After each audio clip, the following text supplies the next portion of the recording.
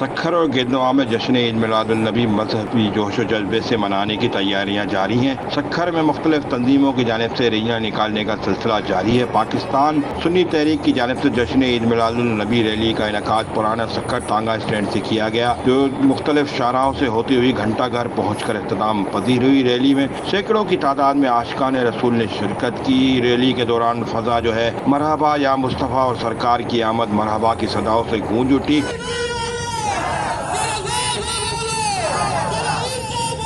گھنٹہ گھر پر ریلی پہنچ کر جو ایک جلسے کی صورت اختیار کی گئی، جس سے سنی تحریک سندھ کے صدر نور احمد قاسمی اور دیگر علماء کرام نے خطاب کرتے ہوئے کہا کہ آپ صلی اللہ علیہ وسلم کا یوم ولادت کا جشن منانا ہمارے لیے کسی سعادت سے کم نہیں ہے۔ دنیا کی کوئی طاقت ہمارے دلوں سے عشق رسول کو نکال نہیں سکتی۔ ان کا کہنا تھا کہ ختم نبوت ہمارے ایمان کا لازمی جز ہے اور ہم ختم نبوت کے تحفظ کے لیے جانیں تک قربان کرنے کو تیار ہیں۔